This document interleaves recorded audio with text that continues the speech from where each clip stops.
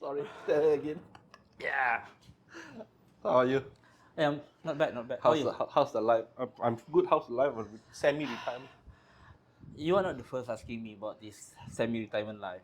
Remember the a very popular story about accidental project manager? Mm-hmm. I think I would consider myself as the accidental retiree. Okay. Something that I didn't put in my, what we call it, dream board, that when I turn 50, I want to enjoy a slightly different life.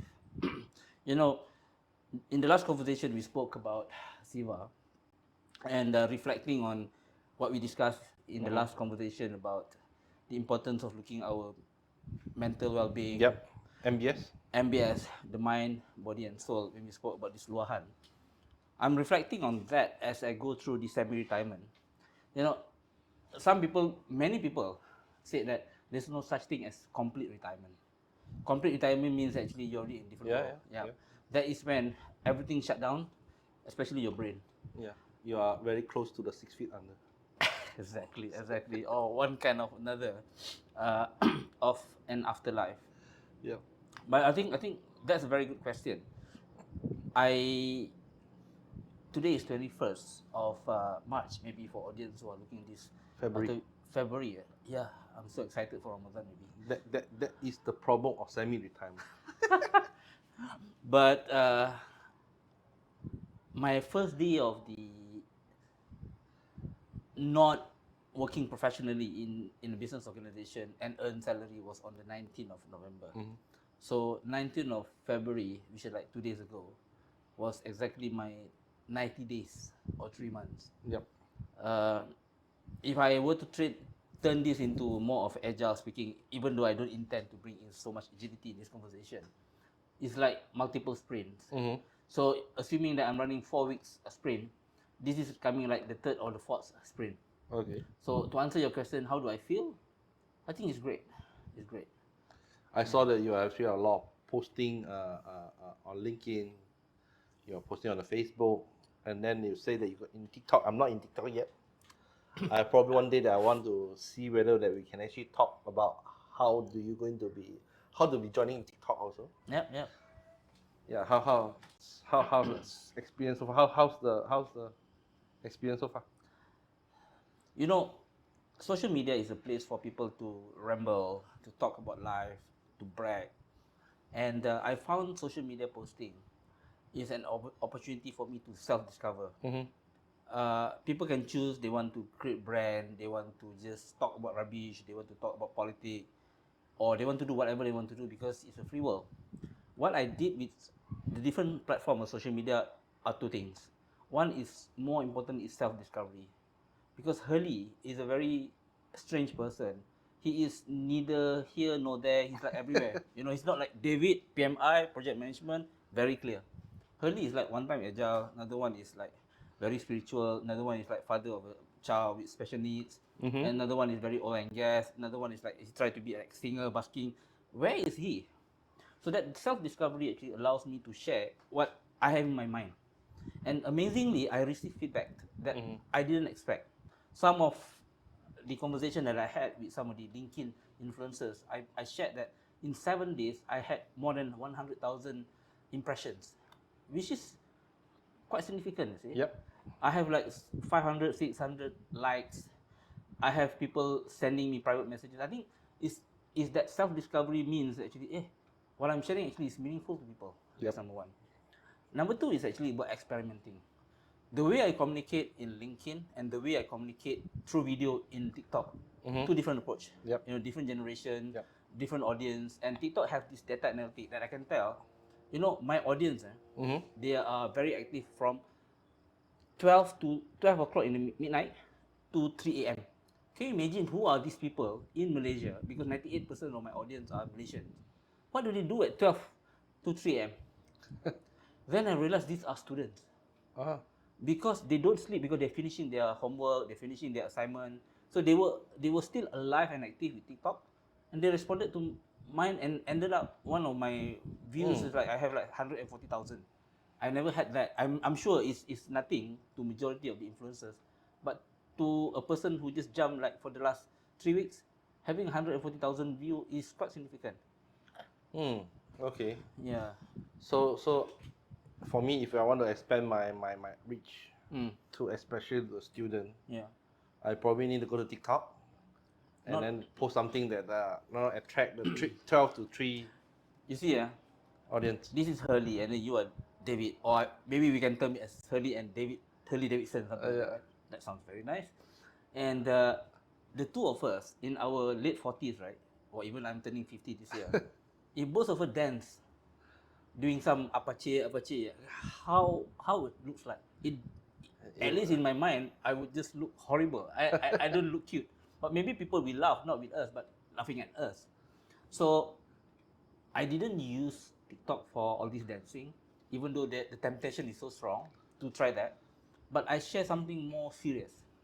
I think that's where my self-discovery and also experimentation give me some interesting experience as I go through your early question, which is my semi-retirement. So I think that the reason why I don't want to go into TikTok yet, right?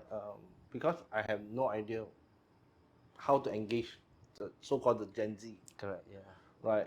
As you say, the Gen Z are most likely they are now school student, university student. Some already come out. I think the oldest already like 29, 30, right? Correct.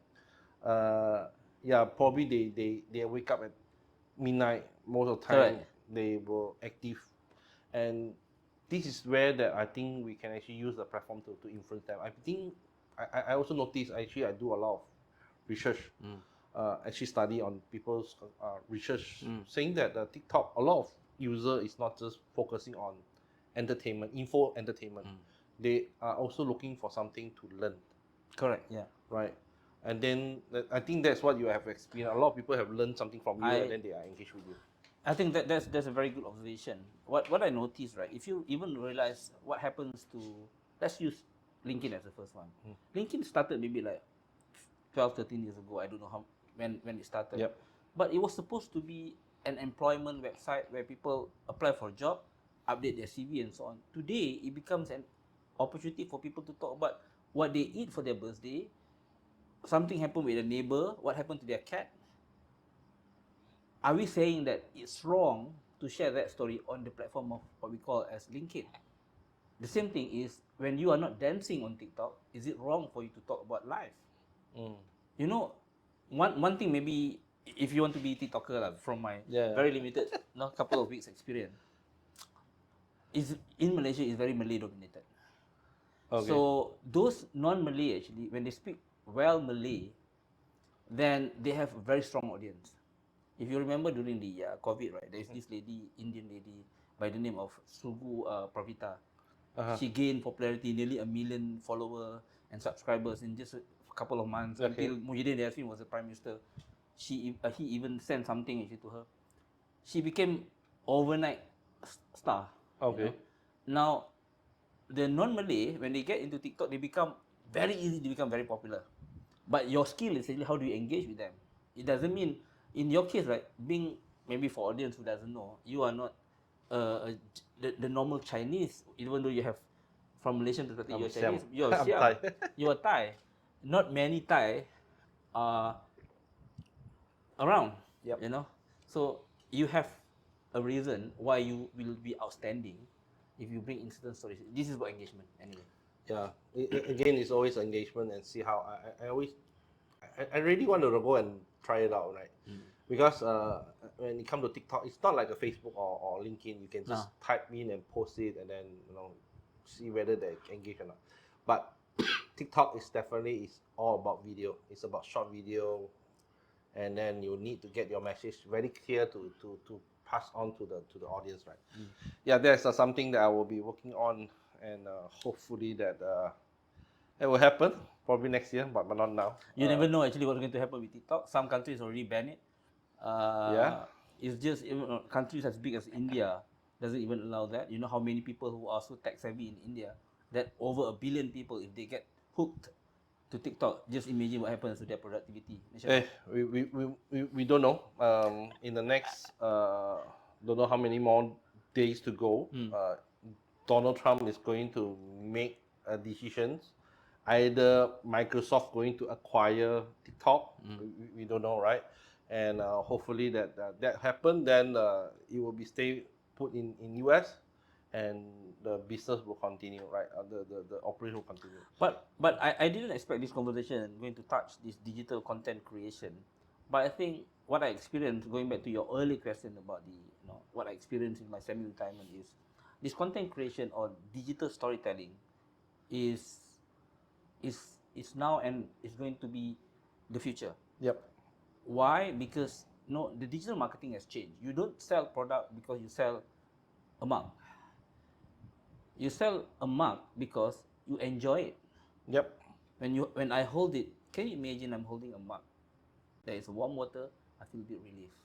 Can you imagine how much you miss your family far away? That warmth of your mother is something that you miss. Do you remember that? We can custom to have your mom's face here. Would you like to buy? That's what people do in the digital marketing. Yep. So our last conversation, I spoke about the storytelling for project manager. Actually, it's not just project manager. My mom at 75, she watched a lot of TikTok, and then she can relate what's trending and whatnot. Wow. Yeah. 75 watching TikTok. Every other day, a guy actually would come, and then my mom, because my mom doesn't, I didn't give my mom a credit card, or my father give credit card. Okay. So she does a lot of COD, deliver, and she paid cash. Huh? Because she watched TikTok, and then she loved what she ended up collecting a lot of stuff. So she actually she buying things from TikTok. She know when to get free shipping. She know when is the right time to go for live streaming, and get the best deal for the stuff that she likes. So now she was bragging to me. She reduces, together with my father, they reduce the electrical bill because they now use solar panel light. And she learned off from there. My father can do the installation at his 70 over years old. My mother is the one that's going to buy. Can you imagine how much it's changed the consumerism in the landscape of purchase? Yeah, it's true. I always think that sooner or later we need to go there. As I told you, right, my plan is always like putting my training content into social media, so that I no longer need to go into training anymore, so that this all will be self progress from there. Correct. I think I love that actually. Since we are talking about this, you mentioned that what's going to happen next, right? AI is a big topic now. Yep. AI on the left, AI on the right, top, bottom, wherever it is. So have you heard of this rightsizing and so on in the industry? Yeah. So that is actually our next topic, right? It's all about Because I'm looking at my old employer, BP or even Shell. yeah. I have Shell somewhere here. The comeback on this, right? Yeah. I think the right sizing is actually, I'm not sure whether that this is being used by BP, but definitely for the past couple of weeks, it has been using by Petronas, right? And when Petronas talk about the right sizing, for us, we are we are ex-Shell. For us, it's actually reorg. Yeah. Right? We use the word reorg. And for reorg, I remember the first time I hear about this word, it's like what, in year 2000? Like about 25 years ago. And I hear this, and it's happening like almost like every 3 years. Every 3 years we have reorg. Now, in more frequent, not just in oil and gas, but it's also happening in a lot of tech company. Correct. Right? And it's also it's going to happen to Petronas soon.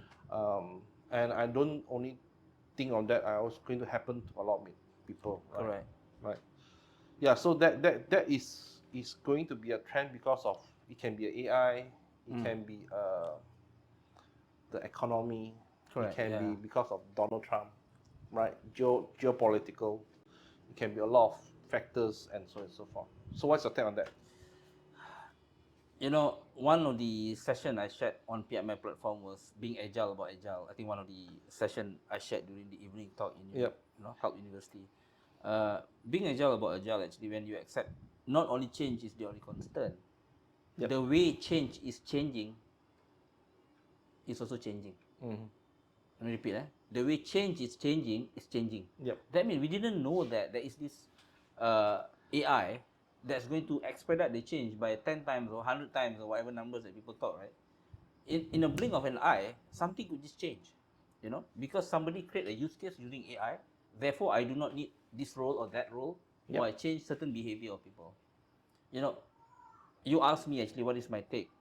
We talk about Petronas, or you specifically mentioned about Petronas because, of course, is the if I use what KJ and also Syaril Hamdan use in their keluar sekejap, the crown jewel of the country, because they look at two things. One is actually they look at the hydrocarbon, Yep. they are the caretaker and so forth, and also the multi-billion that they contribute to the national coffers. Yep. Now, if Tengku Taufik, which is the CEO of Petronas, coming out to the market saying that we are doing right sizing, it creates a lot of political reaction by the people. But to me, because of the scale of Petronas, it gets the attention. But let's go back to basic. Right? What happened last year? TikTok itself, since you mentioned about TikTok earlier, removed 700 people from TikTok Malaysia because the way they access the content is no longer done by human. Yep. My 3 or 4 weeks experience with TikTok, right, I received a note saying that your content is being reviewed. One of the content actually, I received what we call as CG. You know what is CG? CG is community guideline. Yep. Meaning I failed to pass my community guideline. So my content was blocked. What does it mean? A job that was done by a person now is completely done by AI. Yep. Now, that's TikTok. It's not Petronas. One of the ideas that I'm exploring now, actually, I'm going to meet a group of LinkedIn influencers, since you mentioned about I post a lot, right? This Sunday, I'm going to meet a group of LinkedIn influencers who are the top of the influencers in the country by Favicon. What they do is basically they're running solopreneurs. People like you, people like now I'm getting into this. Solopreneurs mean actually they don't hire people. What does it mean? I'm also going to be dependent on AI. Yep. My aggregation of data so that I know what product to sell, how to respond to the customer sentiment is no longer done by this intern or that junior staff. It's done by AI. And when there is no certainty that my employment with organizations like BP, like Shell, like Petronas, like Telecom, people may decide that they want to be solopreneurs. The gig industry. Welcome to the new world. It's true. I think couple of years ago, I think 1 or 2 years, we talk about Gen AI. Gen AI is basically just you key in your prompting, you come out with certain result, right? And you can do your LM to develop your own AI mechanism to create things for you, right? Now there is an AI agent, right? AI agent is basically are there to help you on your digital workflow. Correct. Right? So a lot of things we are already used for the past 20 years. Let's take example, email, right? If let's say a customer send an email to you, you can actually immediately take action using AI agent, right? And it's not only now applying to work. Samsung Galaxy S25, right? Sorry, David. I'm an iPhone, I know. Apple. I know. People, I'm not sure whether you know or not, but people are now criticizing Apple intelligence. Okay. Okay. Let's not get into that. Not okay? get into that. We're going to spoil the whole. But yeah. what I'm trying to say is that even now the phone have Yeah. some basic AI agent. Indeed. You can actually help you to do things, right? You can actually just tell them that, hey, please help me to respond an email or help me to do this, do that, book a hotel, book the restaurant. They will do for you, right? So that is what the AI agent is on, and it's already start impacting on life, and it will be eventually definitely, as you say, Petronas, all these big company, they will start to adopt to it. Yeah, that's interesting. What I mean, let's touch a little bit on the politics of Malaysia. I recall actually the Kedah, since you're coming from Sungai Petani, right? Yep. The Kedah MB Sanusi. Actually, there was this big viral story about his brother, who built like a big bungalow or mansion somewhere in Kedah, right? And why he built that because he worked as a diver for oil and gas. Yep. So he made good money. Now, imagine 5 years from now, right? Do you think that oil and gas organization or companies require a person like him? In 5 years, yes and no. Alright. I believe that is where there are transitions into fully automation. They still need somebody to be there, but I think in the next 10 years, this all will be fully automated, all controlled by robot with AI. I think you are very conservative. Yeah. You know why? Because there are this what we call HSSE in our oil and gas organization, right? Yeah. If you get somebody to jump, just like you get somebody to dig into deep water, there's a lot of human risk there. Yep. And robots can do all this actually without impacting human life. Yep. And most importantly, it's cheaper. It's not cheaper. I'm still, as you say that I'm very conservative. Yeah. Even that they need to take care of HSSE, right? Safety. Yeah. The business factors still need to be there. They still need to be safeguarded on business side, and to safeguard the business side, they still need the human Yeah. to make sure that it's working. No, what I'm saying is that it's not completely removed that, but you just do not need. Say for example, now a diver needs to dive. I'm just making it up numbers, right? 100 hours a year, right? 100 hours a year of diving into deep water. They may just need like 20 hours. Yep. Because the rest can be done. The more dangerous one can be done. So what it means actually, gradually, eventually, It will eventually. Yep. same thing like more dangerous role. Like let me give you an example, right? You see Malaysian, we still need the police, the traffic police become like human traffic light. Over and then you go to Simpang near Sunway area and so on. People police there. Yep. It's very dangerous, you know. If robot and AI can fully take over, because the problem with traffic light, it cannot detect the traffic in such a way. It can. It can. Actually, overseas have already. The problem is that in Malaysia haven't adopting it yet. There is already have a computer installed next to the traffic light, and they can detect the car come in, and who are the more which lane have more car, they will let go accordingly, right? Even that the heavy traffic jam, they can actually manage that. I saw the documentary, I think a couple of months ago. I saw that already happen in a lot of countries. Just that Malaysia are a bit behind. I think, yeah, you know, But it's the AI, right? sometimes actually you do not need technology to be used and then people to justify why it's being used. Yep. It is just a natural consequence of advancement of technology. I can tell you, a lot of stuff that it can be, can be done by AI already. You know, the focus now, as I remember when I was in DP, right? The focus actually is not so much of what the use cases are, but how do we govern the utilization. That governance and humanity is the problem. I remember that about 10 years ago, I think 10 years ago, I come across, I understand about smart platform, Okay. right? Currently, if you go to the most of the common platform in Malaysia, I believe they easily will have 50, 60 people inside there, right? And with the smart platform, it's actually fully controlled by the people on the onshore.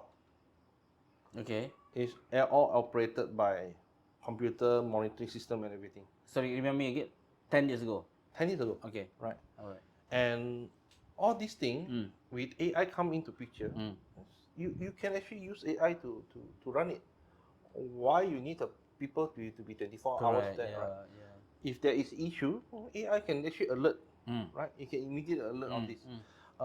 Definitely, as I'm very conservative. For the next 10 years, they still need people to be monitored, make sure that it's working correctly.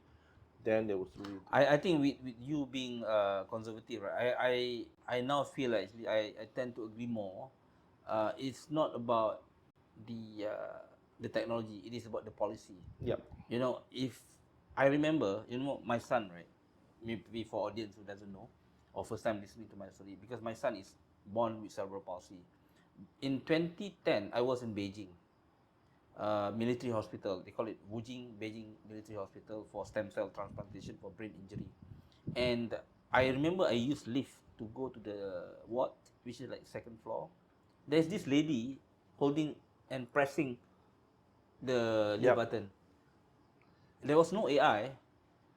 I have my hands. I'm okay. I can press that. Why they need to put that lady in that? What it means is basically with over 1 billion people in 2010, it's not like so advanced like today. Yep. They need to create jobs. So you cannot put RFID everywhere and then remove the lady sometime to look after one of the counter. That For- in China, right? In my case was China. If you go back to Malaysia, there's certain role that you still need to create. Otherwise, there's a social problem. Yeah, one thing for sure is that even as you say, they need to create a job, right? But if you're looking at the modern trend right now, people tend not to get married, not to having children, getting more expensive, right? A lot of country already start to have declared themselves as an aging nation, right? So China is no longer the most populous country, right? Now it's India is taking over, but I believe that is the trend. So I believe eventually all this role will be replaced by AI, and definitely I think this is where I think we want to talk about is that the impact for the people, right? Yeah. The people would eventually lose their job to AI, right? I'm a very strong advocating on project management. Still, even though AI can take care of most of the thing, but we still need to manage the human, right? So project management, I would say that it's still pretty much safe, but a lot of people still will get impacted. Their financial will be that they were looking at their bottom line will be mainly on the financial side. Then they will start to worry. They will have emotion and everything. Right? This is something that I think, people will start to worry, especially in Malaysia. Again, this all come back to Petronas. They are now going to do a rightsizing. A lot of people will start worry. We have a common friend that he also start to worry. This is something that I think probably a lot of people will start to talk about it. Yeah, you're right. You're right. I think what I would do if I were to look at this and try to reflect in our conversation now, it's not really. I think it is, of course, it's about people losing job. Yep. To me, it's not just about job. It's about livelihood.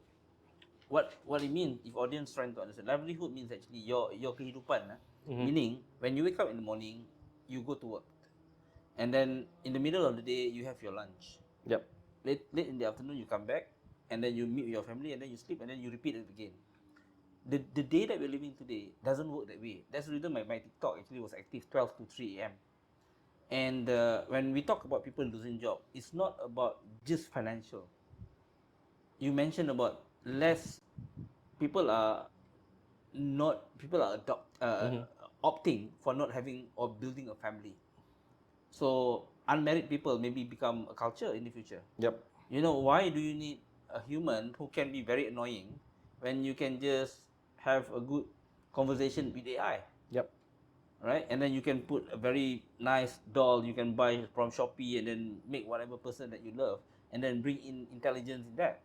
So that impact on livelihood to me is very critical. That's why in one of some of the posting that I shared, in fact, it's quite viral. I mentioned about financial agility.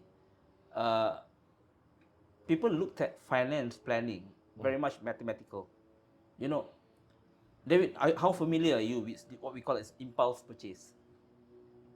Not the family. Okay, Not if whenever you go to shops, right, convenience store, shopping malls, especially when you go to where you get all your groceries, right, or your convenience store, you know what you see on the cashier?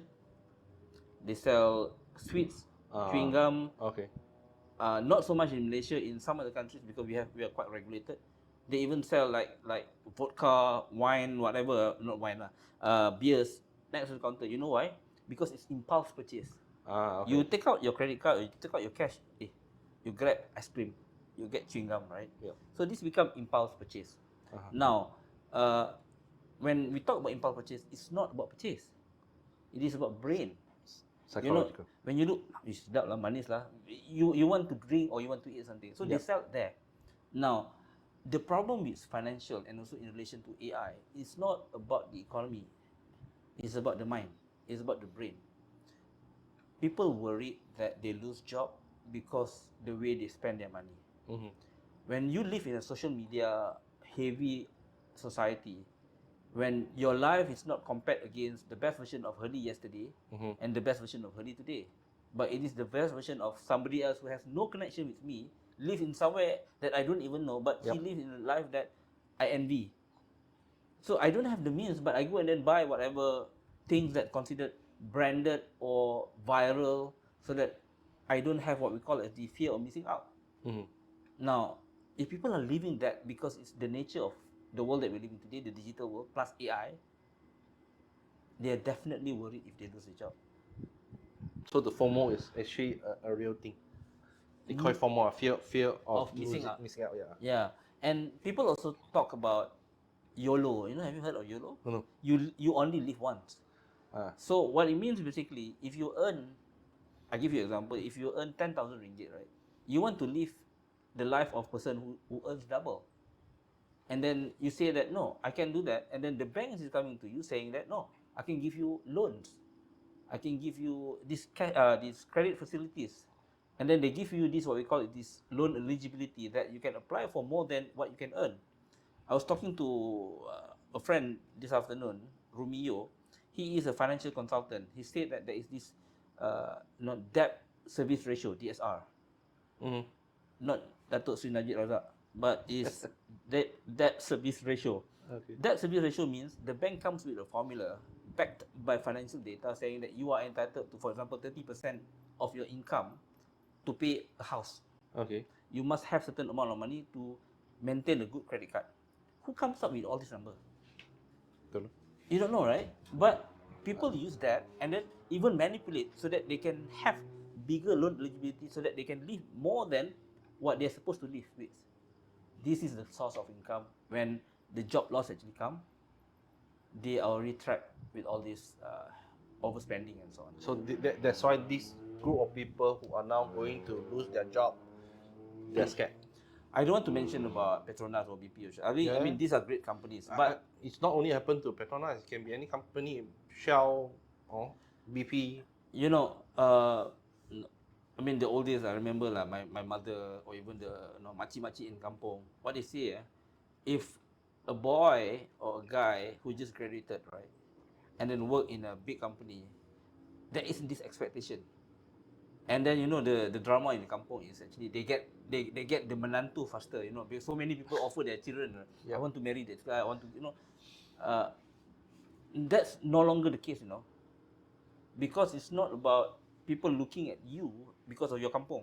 Mm-hmm. People are looking at you from nowhere. You don't know because of digital, and then you post something. I'm here. I'm there.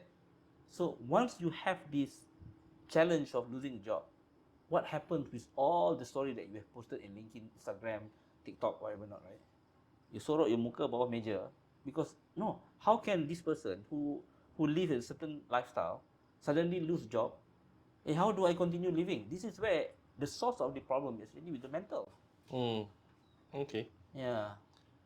So this all thing, a lot of people need to find way to address it. I think it's not intentional. I learned so much about dopamine, and dopamine is what I call is the legally allowed commodity that is being traded in public. You know why? Because when you receive a like, when you receive a reaction, when you receive a love in your social media post, what does it mean? You can sleep well. It was viral. It becomes like you don't have to eat. You just have like, you're already happy. So now when people have this financial problem, right, they will be pressed with certain pressure that they no longer able to meet certain lifestyle that they can get all these likes. Yep. That's what I mean actually, to impact the emotion. My only concern is, if this is what we are saying today because AI is coming in 2025, people are losing jobs. Can you imagine what happens in 2030? I was reading a report by Reuters, because the study actually by 2030, 41% of the organization in the world will reduce significantly numbers of people working for them. Yep. The problem is, it hasn't happened. Today is 2025. We are worried what's going to happen in 2030. In 5 years' time. Why should someone, I'm enjoying my drink, I cannot drink, I'm worried what happened 5 years later. You're not living in the moment. It's very dangerous.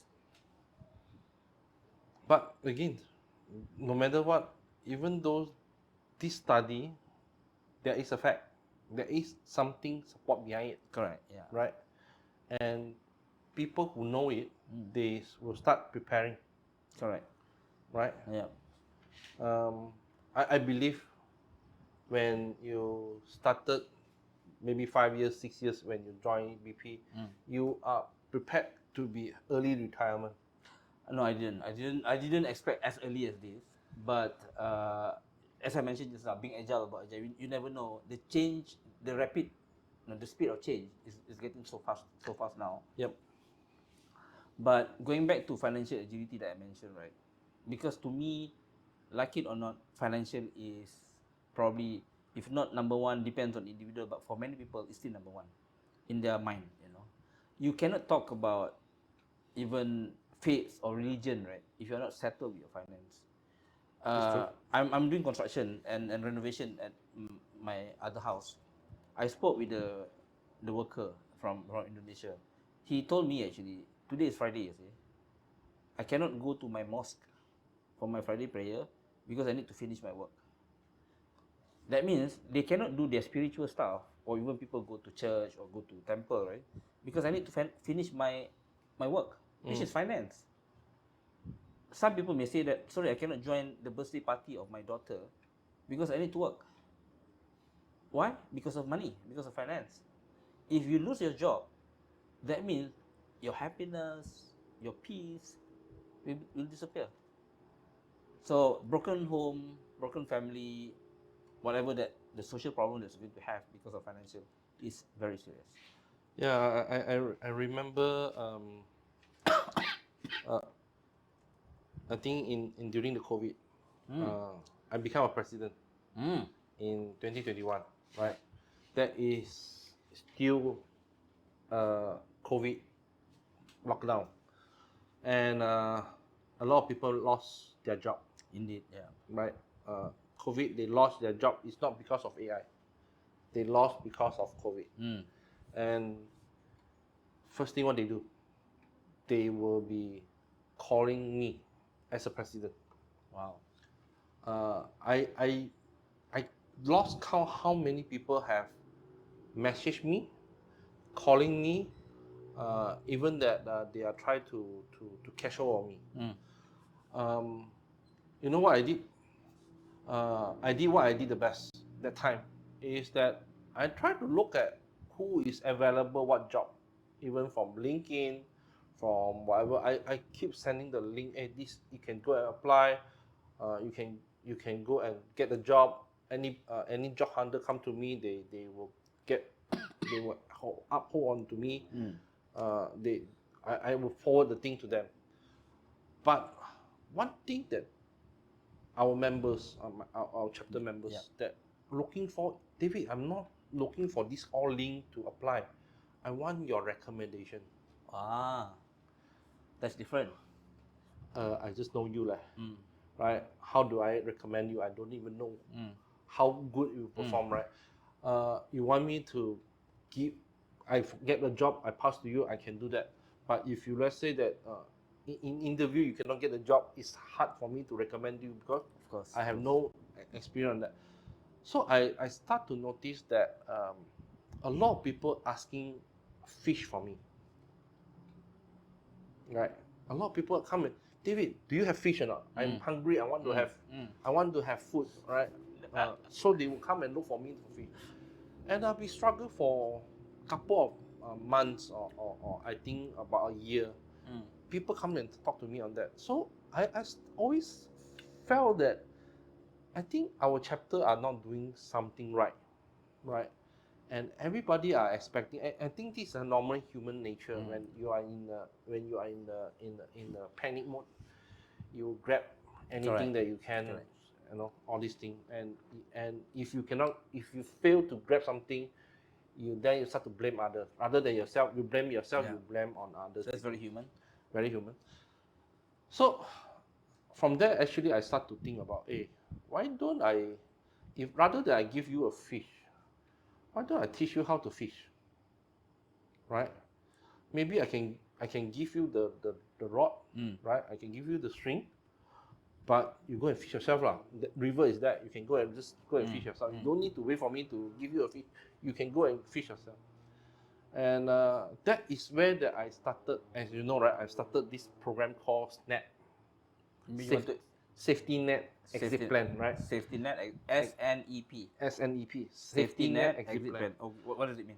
So safety net is actually where you look at safety net, it's like when you're going for circus, right? A lot of those doing a lot of high acrobatic things. No, you remind me of that. If they fall, where they fall to, they cannot fall to the floor, Of course, right? of So course. they have the safety net to catch them, right? Yeah. That is what the safety net is all about. So for in this case is where that if you lost your job or if you at risk, you pretty sure that you know that you have something that catch you, right? So that you're not so feared, you're not so scared, right? So that is a safety net. And definitely the exit plan is that we talk about, hey, what if one day that you want to get out from corporate life, either you are retirement or you bored with the corporate life, what is your next move? So that will be your exit plan, right? So that is where I start to think about, hey, what I can do on this thing for our members. And that's where I start to formulate it. Then I definitely, as you know, I've been out of corporate life for how long? 13 years, 14 years, maybe? Since 2011. 14 years? Yeah, but once a while I will be going back as a contractor to manage project, manage program or whatever, right? But when I do contract work, I have secure income, right? Permanent income. But in between project, I need to have a safety net. Wait. Let me try to recap so that we are fully aligned. In 2011, you moved out of corporate role, which is the last role was in Shell. No, CPOP. CPOP. Okay. One of the Petronas joint venture. Wow. Okay. Now, for the subsequent 14 years, you were in what we call the gig industry. Yep. Whereby you're running your own small setup. Yep. So, what it means actually, sometimes you get quite a stable contract. Like how long? 1 year, 6 months? 2 years, 3 years. Wow. Okay. So, but there are times actually you're complete. Let's use example of COVID. You mentioned COVID just now, right? I don't think you work actually during that. I don't work, but I have a gig work. I'm a trainer. So wait. You know what I recall actually in our previous conversation, because COVID actually opened up this new online training. Training, yes. Can you share a bit more about your experience there? Because I think you are one of the like a guru of online training. Yeah, it's not necessarily online guru, but even before the COVID start, I was already active in online platform, right? I use online platform for coaching, right? So I know how to engage participants. You're talking about like what? Zoom or something, is it? Zoom, yeah. Okay. So I have online experience of engaging people, so that people will not feel boring, right? Or feel disconnect from the course. So I have the experience. So when COVID happened, it's just nice for me, right? A lot of trainers lost their job because they're unable to do online. But I'm booming because I can do that. I can actually engage. I can engage staff. The people I can do, and I was well prepared. Okay. I was well prepared. I learned all these things before the COVID, right? So even the COVID is a situation, is an event, it's a big impact. Unplanned, surprise. Yeah. So I have the safety net. Now it answers your question. Now let me relate. Something happened, and that something is COVID. Yep. So if Herley is, for example, I work, let's say 1 GLC. right? Local organization. And I thought everything is okay. Suddenly, poop, I lost it. So Yep. that's where, back to the circus story, I fell, and then no, really, there Safety is this net. safety net. Yep. So when everybody else fell on the ground and they have injury on their body, you will comfortably wake up again because you were covered by the safety net. Yes, correct. Ah. And from the safety net, you can actually come back up and do again, right? The most important thing is to save you, Very right? clear, very clear. So that is my safety net. Mm. I know that this morning you post something on you tag me on some post. Yeah. You say the multiple source of income. Actually, I'm not talking on that, right?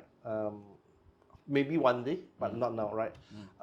It's not multiple source of income. It's a preparation for you for safety. In case that you are at risk, you are losing your job, or there's some event there is a big event like COVID happen, you able to jump into something else quickly, and so forth. That is what I always looking at. So come back to the Petronas, right? Or corporate, when they are right sizing or they are reorg or whatever, a lot of people, they can't panic. Either they don't have financial security, or they are having a very comfortable lifestyle, right? Or they suddenly feel like I have nothing to do. What I can do, right? They are not comfortable themselves. I think this is where that we need to start to talk about, in this current world, especially when the AI come in, it will impact in the next 5 years. Um, a lot of organizations, you have no idea, right? Currently, you only see the big tech company or big company, they are doing reorg, they are doing right sizing. It may be one day impacting the factory. It may be impacting on the SME corporate, right? Because they also want to save money. They see that AI can do that. AI agent is only cost me what, $200, which is what, 1,000 ringgit, and that 1,000 ringgit I can replace maybe 10, 20 people in the office. Wow. Makes a lot of business sense. Why I still need to hire so many people? Or I have the AI agent that can help me to manage sales, or even marketing, social media connect, or customer engagement. They will lose a job. So what happened to the staff, right? You can talk about agility, financial agility, whatever. Are they ready? Are they ready for the financial agility? Are they ready for lifestyle change? Do they have a safety net? Right? I think this is something that See, David, a lot of people. when you describe this in your narrative, it already scares me, you see. And the fact that I am now like my semi-retirement, as you mentioned, I can still feel that fear. Can you imagine people with like families to look after, single breadwinner, what kind of sleepless night they can experience just by thinking about this? Yeah, It's very serious, yeah. it is serious. I'm looking at a lot of our common friends. Uh, they are constantly fighting, or sustaining at least until their last child, the youngest child, get out from university. And then, sorry, for context, we are talking about, if you look at age, right? You're talking about people in what age group? 40s, Okay. 50s. Okay. Their children are probably still in secondary school. Yeah. They are Their biggest worry is that, hey, my children is now, maybe from 3, from 4, they want to come out. University is not cheap. At least Exactly. 100, 200, maybe 3, 4, Thousand. 500,000. I'm not going to lose a job. How I'm going to sustain? And sorry about age. I'm going to talk about aging issue. Okay. Okay. You're 50, right? Yeah. What happens when people, when come to 50, they will start to worry that I'm aging. how can I fight with a youngster who want to hire oldies, Aduh, right? So the people are now worried about this kind of thing.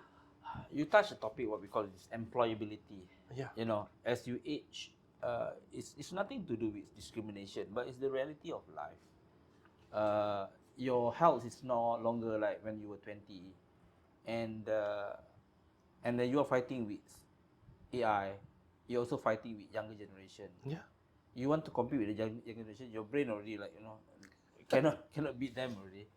Uh, I can feel that fear. I must say actually, despite maybe I'm quite comfortable that I have a little bit of plan, but the rest of many of us, if they are not ready, I think they will be in a difficult situation. They will, for sure they will. I'm looking at not just our common friend. I'm looking at the chapter members. I'm looking for among community members. I talk to them, and I even that research paper or newspaper or people talk about the EPF. They don't have enough money Correct. to survive. Yeah. And now you look at the EPF have an account tree, and people are now withdrawn the money for their own Correct. The flexible account. The flexible luxuries, sponsor their luxury life. You make me remember, and then I think it so happened during COVID. Maybe I can share with the audience as well. I was interviewed by Herley Metro, I mean the local tabloid lah, about this what we call exactly pengeluaran KWSP bersasar. That means there was this movement by the people for people who are in need with respect. There is a reason why they need to survive. They have loans to manage. Their family, as you mentioned, they are at a certain age, but yet they don't have enough, right? And they probably don't earn much to give them flexibility Yep. to have this safety net. So when the media called me and interviewed me because some media are quite friendly with me. They asked me, Herley, what do you think of this pengeluaran KWSP besar? I said that I personally actually took out my money during the ILS study, the beginning of the 3 rounds of the permission to withdraw the money. I decided actually I want to withdraw the money because I already think about your SNAP, right? Yeah, my exit plan if I lose my job during COVID. So I did took out my money. And then I said, yes, I did took out my money. So the question from the journalist or the wartawan is, would you withdraw money again? 2022, 2023, actually, COVID is slightly relaxed already. Yeah. I said, no. If you allow that, it creates a habit. And, being Herley Metro, they use this word korek. Korek membawa mudarat. People, you can just go and then it's still there actually in Facebook. I know people hate me, they give me whatever remarks, right? But then it's about that discipline and the ability to remain stable, not taking out the money that could affect their aging period, as you mentioned. Yeah. 50 years old, you can already withdraw money because of the account 2, I think. Is it? Yeah, account 2. I thought 55. I need to check again. Maybe I'm not so pressured to withdraw. But then, people said that you work in companies like Shell, you can lah. So people hate me so much. It was very sensitive topic. Now, these are the people that needs to be considered by the policymakers when they make decision. Yeah. So you touch about the flexible account. I think it's being misused by some people, not everyone, because of the ability to withdraw the money because they say that you only live once. You have fear of missing out. Why don't I wait? Why should I wait until I'm too old? So I think that the either the government or anything I always believe lah, government is the parents of the rakyat, the people, right? And they supposed to be provide the guidance. Okay, not restrictive, not micromanage, not restrictive, but a guidance, right? They need to provide a proper guidance, right? They need to provide a proper guidance. They should have a group of specialists that already foresee the next 5-10 years, right? Or even the 20 years. They should have already have this. They know what is going to happen, and they should provide a guidance to either M40, B40, even T20, how they manage, right? They need to be adaptive. Yeah. They need to be agile, right? David, you are turning this conversation to be a bit political, which we can't avoid, Yep. unfortunately, because when it comes to policy, it's the policymakers who are the leaders that we every 5 years we go out and then vote for them, and then there's all these debates who is right, who is wrong, and the large majority of the voters are the B40, and these are the people who feels that my livelihood is more important than my future. Yep. If I don't have enough food on the table, I really have empathy on this group of people, because I come from that. Many years ago, when I was born, I grew up in Setinggan in KL. My neighbors are all like factory workers, unemployed, jual nasi lemak next to the road. If these people in 2022, the year that it was discussed about this pengeluaran KWSP besar-besar, right? They didn't have job. They didn't have proper livelihood. If someone like the way Metro mentioned, right? This Herley bin Abdul Hamid berusia 48 tahun mengatakan jangan keluar duit because akan korek, akan rosakkan masa depan. Can you imagine people in their position? Somebody else who may be seen as more comfortable. I would take their comment and empathy, right? I will listen to them, right? The government should listen to them, and we as either T20, we should listen to them, right? We should find way to help them, right? Like for me, I know that I'm not in the government, I'm not in a politician, I cannot help that many people, but at least I can focus on my chapter, Correct. my chapter members, right? I hear them, I listen to them, I know what they are struggling, right? And I know my capability, I know what I can do, what I cannot do, right? I can control, I cannot control. This is what is part of EQ, right? Yeah.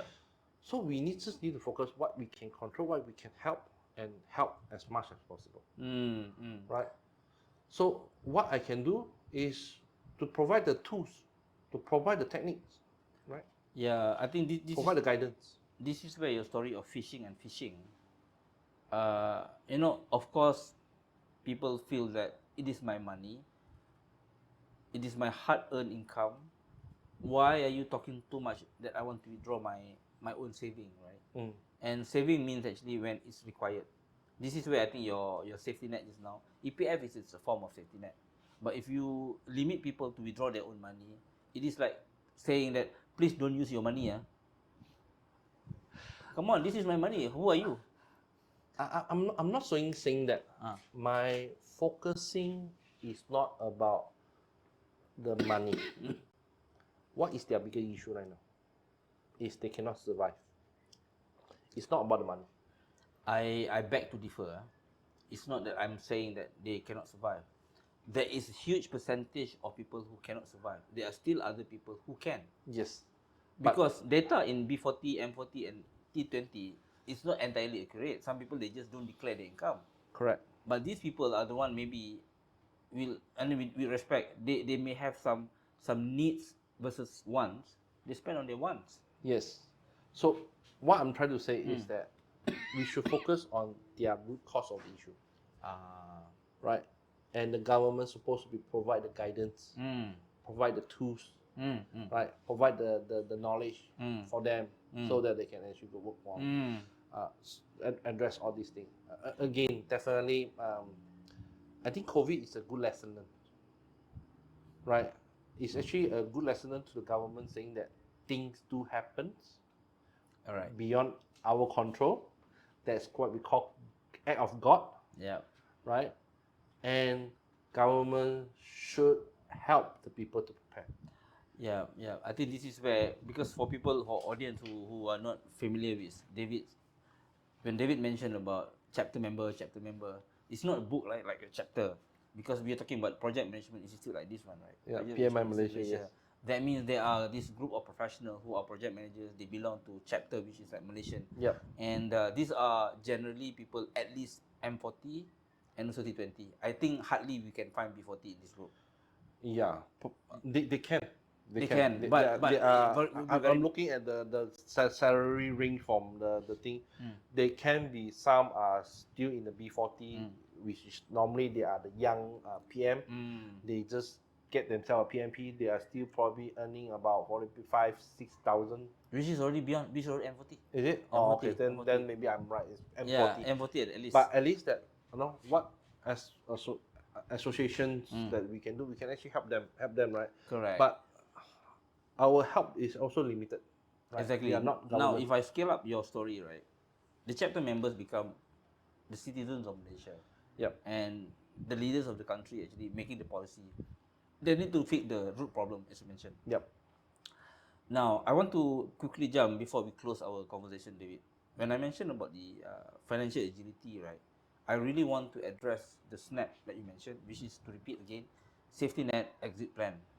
Safety net exit plan, that means you need to have that safety net to protect you when something act of God happens, right? And also exit plan. When you mention about exit plan, what do you mean? Because we talk so much about the safety net now. Why do you need to exit? Very simple. We have a retirement age. All right. Right? And when you reach that age, you are, either you like it or not like it, the company will retire you. Ah, okay. Right? So what next? Are you going to wait for the 6 feet under? Right? No, right? So people want to do something. Or even that people don't want to do something, they not. People want to earn something because they still healthy, right? They still want to work something, right?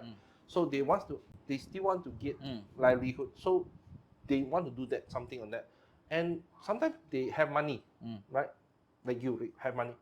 But life can be boring if I'm not doing anything. So they want to do something. So exit plan is not about quitting job. It's about having alternative or options when you have the opportunities. I'll give you an example. You work as a project manager for 25 years or 30 years until you reach like 50 or 50 plus. You get bored already, right? Yep. So why don't I become a musician playing busking somewhere on the street, right? Because you just enjoy playing guitar or singing.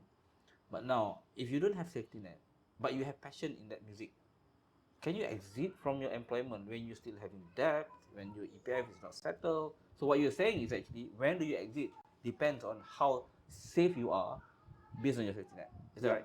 No. So exit plan is when you know that you are exiting. You already have a plan that you want to exit. Even that, like your case, 50, you want to exit. Yeah. You can exit, right? Or you're saying that I'm bored with my role. Let's say that I'm currently doing project management or project managers. I'm bored with my role, right? I want to exit project manager. What else I can do? Right? Also can be exit plan. Or definitely retirement is also an exit plan. Correct. Or I'm done with the corporate life. I want to do business. Right? So there is also exit plan. But a lot of people don't know how to plan exit. So what you're saying is actually there is this guidance within the SNAP model, because one, actually something could happen, you have your safety net. Yep. And secondly, actually you have this option to decide without worrying too much that yes, I can exit. Yes. Okay, got it. So that is what they call exit plan. So that you can easily go beyond. Even sometimes your exit is because being forced by some force. Like this job, the rightsizing lah. Yes, it can be that. It can be also because of there are younger people that can do much better. You feel that you are okay. I think I'm blocking their way. Yeah. You want to exit. Also can, right? It can be any reason, right? But you still need to have an exit plan. Agreed. So in my exit plan, I'm currently just focusing on 5 things actually. Trainer, right? Okay. Helping chapter members or anybody who are interested to become a trainer, to become a mentor. Because sometimes when you are reaching to a certain age, you have the knowledge, right? Young people can really do, but you don't need to be doing the work. You can become a mentor now, right? You can become a mentor. You can become a coach, right? You can also become a facilitator, right? Because younger people may be very rushing doing things. You want to be just there to facilitate them so that they can grow. And then the lastly is that they can become a consultant. All right. All right. So this is something that the Snap is all about. Is helping the chapter members to I think that's really brilliant idea. I think a lot of people would benefit from this model. I can see how's the take up so far? We haven't launched yet. We only have a pilot. Alright. Last year we did a pilot for training, and it's actually working very well. Hopefully this year we're going to launch it. We are still waiting for certain process running through, and hopefully it will happen. Definitely we need more support from the members. We're looking for volunteers to volunteer on this initiative. But we are going there. Hopefully that it will happen this year, and then next year we will be full force. We will help the chapter members to have the safety net and exit plan, and hopefully that will happen. So anything happen, even AI disrupt their work, they have the safety net. Now, let me go back briefly to my financial agility, right? As I mentioned, I'm not talking about financial planning as in. Okay, when we talk about finance, right? There is always this traditionally the Chinese traders, they use abacus or the sempua, and then we change to calculator. So that's where the traditional identity of finance is about numbers. When I speak about financial agility, I don't talk about calculator. I talk about compass. Compass means actually what is your North Star? What is your priority? Because when you mention about Snap, you're talking about safety net, of course. You're talking about exit plan. To me, actually, it boils down to mine. Why safety net? Because that feeling that you are in psychologically safe environment give you good night's sleep. You can eat. No, I may not be present here if I know that one of my family members, like my son, right, is sick. How can I, as a father, feel comfortable if my son is sick and I don't have support? So this is where the mental become challenging, and financial agility is actually about looking at the compass. What is your priority? So, in fact, today actually I posted. I want to do my MVP, minimum viable product. Would people believe in this financial agility? I'm glad actually quite a number of people came back to me. Herley, what you shared is actually something that I can relate to. I work in quite a good company, but I don't have safety net. I don't have a plan when I will exit from what I'm doing now. Then I said that now let's work on your compass. What is your priority? Okay, this is where the psychological part of it actually is very important. You mentioned about expectation of life. If right now I'm just drinking plain water, just in case you wonder, this plain water actually cost me almost negligible, right? If I every day must go to certain branded coffee shop, if suddenly I need to change that, meaning I need to drink only water because I don't have my income anymore, what does it mean? You're not going to be happy anymore. See? You lose your flexibility of having fun with your life. This is where the problem comes actually. What is your direction of North Star? If living in certain lifestyle actually is important to you, you will maintain it. Now, what I'm going to share, because I'm having one session coming on the 11th of March. I'm going to share actually what it means to me when I shared in my book Living with Meaning. Is about what is the priority in life? What is that compass? What is that North Star? Because when you are clear, this is what Agile is saying. What is the value? Then you prioritize on your value. That's how you plan your finance. That's why financial agility have three components. The first component is personal agility. Okay, I'm thinking whether it's personal agility or it's agile living. When you have personal agility, you always think about what is your priority. And when you are stable with understanding what your priority is, meaning like your life KPI or OKR. OKR means objective and key result. What is important to you? This is where the personal agility comes in.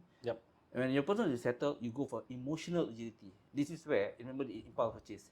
You have only X amount of money. You are looking at certain thing which is so interesting, right? You open online shop, you open Shopee, TikTok shop, and so on. You want to buy. But when your emotional agility is strong, you will prioritize, no, I have other priority because of my personal agility is than that. Now, when you settle with personal agility and emotional agility, then only you can talk about financial. Financial agility. That's the whole idea. Uh, And now I understand. you Yeah. know, then it relates to my financial personal agility is actually my first book, Living Living with Meaning, and emotional agility actually when you know your priority, meaning when you die, right, you want to leave debt or you want to leave happiness to your people that you live. So that's where the emotional agility comes in. Mm-hmm. And finally, when this is settled, you're living and you're living, you get what I have experienced quite a bit in the last quite a number of years, financial agility. Yep. I think both of us, whatever that we have shared so far, I think this is something that we are working on. Right. I think that we can easily complement each other. Correct. Right. Whatever that you are just now saying on the personal agility, emotional agility, and even the financial agility, I think this is something that not just a general public, but even the Malaysia chapter, what our community, they need to hear it, right?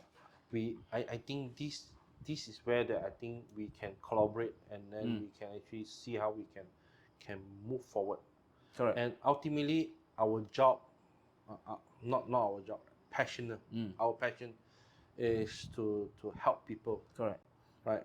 Especially during the right sizing exercises happening. Correct. You know, when we mentioned about this right sizing, because when I shared in TikTok, right, people come to me and privately message to me. I have a big number of people requesting for communication with me, which I've never responded so far.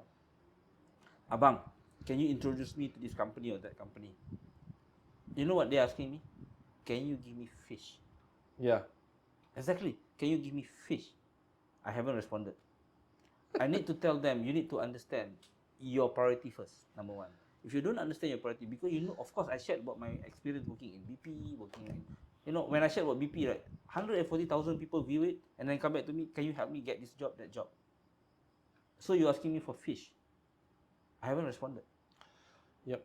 So, I think yeah, I the think fishing, your snap model is very important there. I think our conversation so far, right, and in the this right sizing thing, this word getting popular for the past For a good or bad reason. 3, Understand. 4 weeks, right? I think we all agree is that giving a fish is not a solution, Correct. right? But teach them how to fish. Even though I'm sorry, I'm a Buddhist, I'm not supposed to be killing living, but I still like this example, right? So yeah, so this is where I think that the that's what our conversation is all about. That's Correct. our context, right? I think probably rather than using a fish, I probably say that plant the sayur, plant Yeah, the more vegetarian and more vegetarian, more meaningful. Yeah. So come back to this. How's your NGO? How's your You're talking about this plastic organization. yeah? How is it? Okay, that's quite a different topic now. But 2 days ago, I joined the board meeting. Okay. I think quite interesting. Post COVID, you know, as NGO who depend 100% on public donations and also some initiatives that we have. During COVID, actually, we lost a lot of our normal source of income from donation. With respect, companies didn't have enough money to donate because they also struggle. Yeah. So now COVID is over. We just got our kebenaran merancang KM. We are going to start building a project that Datuk Lam, which I wrote so much about in my second book, Living with Meaning. Datuk Lam started about 12-15 years ago, what we call as redevelopment program. Yep. Redevelopment program is not about erecting a new structure, which is a new building, but it's actually creating safety net. You know why? Because Datuk Lam has built this Spastic Children Association in the last 60 years. And then he passed away in 2019 at the age of 88. His idea was actually, if he passed away because he was the founder, who's going to continue that? In other words, what is the safety net when he exit? Let me repeat that. What is the safety net when he exit, which is in 2019? Yep. So he left an idea that I was part of it. When I started my book, actually, it was dedicated to redevelopment program. Yep. And we achieved certain milestone, but it didn't complete. So 2 weeks ago, we received this KM Kebenaran Merancang. The project is going to start soon. Yep. And it's very interesting because it's not about helping just the needy, which is the PWD, person with disability, because we don't just have children, we have as old as 55 years Yep. old student. And it's about building a new structure that is considered to be probably proudly Malaysian, one of the best in Asia, Okay. because of the history that we went through. So Dato' Lam has left a legacy that now we are continuing. We are going to build a 8 stories building that will generate income, so that the service that we provide, which is 100% free, with physiotherapy, occupational therapy, sensory room, life facilities. Can you imagine? Yes, 2 days ago I learned. I didn't even know. We have a small room, what we call as a living skill. That means the room has sofa, has TV, has kitchen. So people with disability, people with special needs of cerebral palsy, they will be put there. How they manage their life in a stimulated house. Uh-huh. One of the, if people who can cook, like whatever hand condition, right, they will learn to cook, to look after themselves. Okay. They even have, we even have like dining table, we even have like sink. So now if we build this is amazing. And we are going to open up as what we do now for free. But what's more important, which is in relation to, they worried about job, right? The PWD, or the people with disability, they have been struggling to get job because of the condition. Let me rephrase my own statement in my book, Living Meaning. When someone cannot do what they can do, they are technically disabled, even though they don't have cerebral palsy. Yep. I give you an example. When a doctor, which is supposed to handle people with special needs or illness, cannot do a job of a doctor because AI is doing the diagnosing, Okay. the doctor is jobless.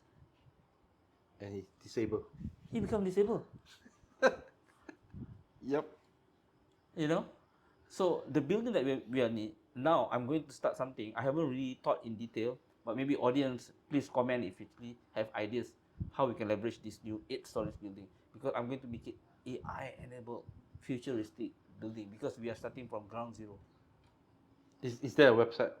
Yes. Are you planning to have? Yeah. The website, I mean, the existing website is SCASFT, Spastic Children Association of Selangor and Federal Territory .org. The domain is there. It's not heavily, no, the content is a bit outdated because we are NGO, we don't have enough people to look at it Okay. full time. But can you imagine, AI can be a superpower for this? You know why? The person behind it actually is just somebody who is neurodivergent, managing some IT facilities, and having an AI agent to talk when the person behind it cannot even talk. This is a powerful use case that I'm still thinking about it. I'm going to bring to the board. We are going to build something which is AI enabled, and then we are going to make history out of this problem of AI losing whatever. And imagine, right? Even now, I have Mariam. Mariam is one of the students that we have. She is a TikToker. She earns quite a good amount of money actually to support her life and her family. Yep. Mother, and we can create more of Mariam because of the technology. Now, either you are worried about your safety net and exit plan, expecting for people to send you the sayo, the vegetarian fish, or are you going to learn your fishing skill? I think at the board level, my proposal to the leaders actually, let's do something to bring them to help them with this fishing skill. Yep.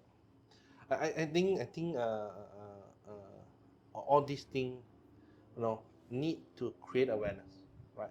For me, it's very simple. You can say whatever that you want to say. You can dream whatever that you want to dream. But if you not make it visible, you are not creating awareness to the public. For me, it's just I go beyond that, David. Awareness is only a basic of it. I think it's about going back to PMI, turning ideas into reality. Yeah. I can write about it, I can write about it. If you don't see results, right? Results speaks for itself. Yeah. So I hope we can deliver something. Maybe I can work with you actually to engage with our members from the chapters. Yep. These are the professional on project delivery. One of our board member, IRH, which is part of the organization that runs all engineering work. we want to create more impacts and then bring the entire Malaysia. This is not just chapters, right? The entire nation, and build a nation that we can be proud of. Again, that the beauty of PMI Malaysia chapter is that we are not just a PMI of advocating project management, but we are really want to empower project management, right? So definitely, I think from not necessarily have to be a PMI. Even my personal capacity, I do provide training to NGOs, and we do have a PM DOS, Project Management Day of Service. PM DOS. Yeah, Day of Service. All right. Right. Okay. Where we get our members to come in and actually sit down with your team and see what is their challenges, and then we can actually provide some consultation, right? Also can, right? So that is something that I hope. Last year, I think actually PMI Malaysia have done a PM DOS in Penang, and I hope that this year they're going to bring it to KL. Wow. And then definitely I'm looking at helping the chapter to do all these things.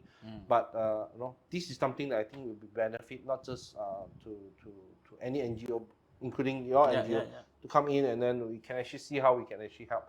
Definitely one of the things that we can also do is to provide training, project management training to the staff. Not just necessarily have to be a children, right? It can be staff, Yes. right? It can be also a volunteer. I believe that you have a volunteer. Sure. We can provide them the training, so that for me, this is something that I was inspired from PMIEF, which is the philanthropy arm of PMI. PMIEF. PMIEF, Education Foundation.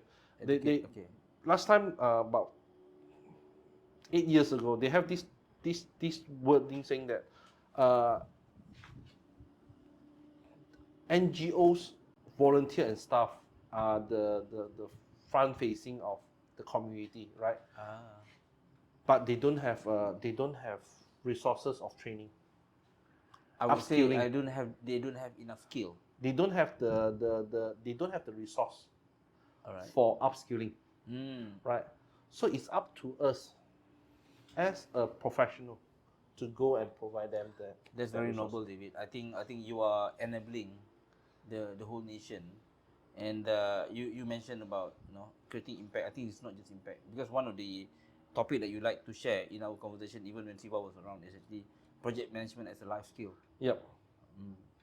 So we hopefully this is something that we can continue. I think I already I think that back in the 2018, I've been talking to you. Hey, Herley, whatever that you're doing is a project management skill, and you are using your project management skill contribute to the society. Correct. To the NGO. You have done a very fantastic work on using your project management skill for your NGO. I think this is something that you should consider to make it visible, not just in the local context, but also a global context. So we talk about it. I think this year PMI is going to have a award submission again, and I hope that this year you were submitting it. Right? I can't remember what's the name. Something to do with PMIEF, like education something to do with, foundation. So I will work with you. Brilliant. To get it submitted, and then see how is it go. Definitely, I always like to support my the outgoing president to put Malaysia on the global map, and we are going to do that. Nobody can dispute that. Knowing David, Coach David, with all the kind-heartedness that you have demonstrated to the members. Maybe just as a closing remark, David, I like it that you touched about this PMI. Maybe we want to just spend a couple of minutes. I really appreciate what you have done. I think not just me, right?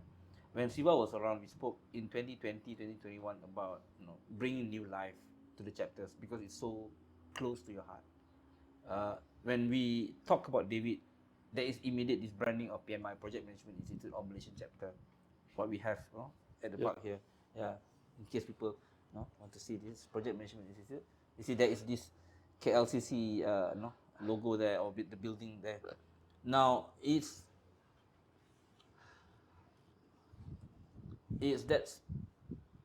because I'm reflecting on this submission.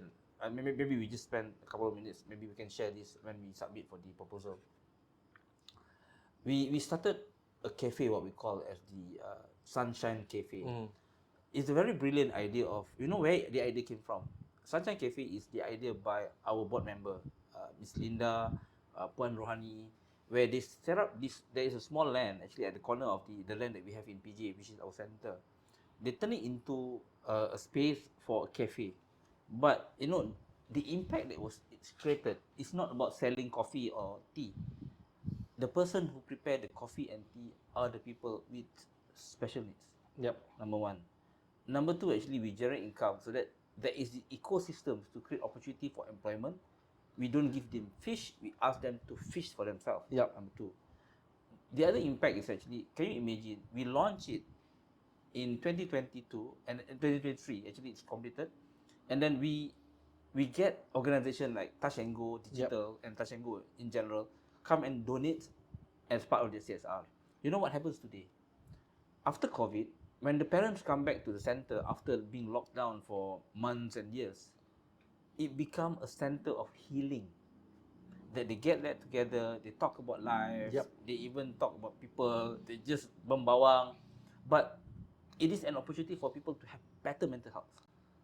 Today, if you go to our section SS14 in PJ, just behind the Crystal Crown, you can see parents with children on wheelchair sit there talking about life. You know what is the life they're talking about? These parents, I can tell you, they're jobless because they have to look after their children. They are thinking about what happens to their children when these children actually have all sort of complexity in their health. So the impact of this Sunshine Cafe is actually today. I'm going to share a bit more detail actually if we submit, and then I'm glad that you are offering your help. It's about the livelihood of people who are requiring the needs. Yep. Now, I think the impact is very significant. And if I go back to your SNAP model, right? If I put in my book, I don't have my book with me now. The biggest disability is in the mind when there is a missing sense of meaning. Yep. If children and adults who are having special needs actually can survive by just be there, help people to get coffee, right? Don't tell me and you that people who are completely healthy cannot survive and worried about their job. It's just that we have to reframe our mind. I'm not saying that it's easy, but the experience that we have done in the chapter should be a good source of inspiration. Yeah. Again, whatever that I try to do is not. I hope that it's inspired, right? But again, I think at least this is something that, as a chapter, as a community association, professional association, that we can help, right? And it's not just meant for the NGO or anything, but it's also help the members to grow, right? To know that they can actually use the project management to do something else, right? So this is something that I've been doing, and I hope that is my passion, right? I think back in 2017, I'm the one who started with this social good in the chapter, and 2020, is it 2020? 2020 we somehow started the whole portfolio for social good, and then now it's quite active, right? I want to continue to do that, and hopefully that the chapter will do it, even that the chapter are not doing it, or they are doing something else. That's fine. I will be continue doing it, right? And I think that is my belief, and that's what my CSR is all about. Brilliant, very powerful. I love it. So, wow. What time really? Okay. 1.5 hours. 1.5 hours. Nearly. Yeah, that's normal, right? I think we have done this Luangan. You have been convinced that I'm pronouncing it wrongly. Sounds like luangan. Luangan. Okay, whatever. Luahan. Luahan.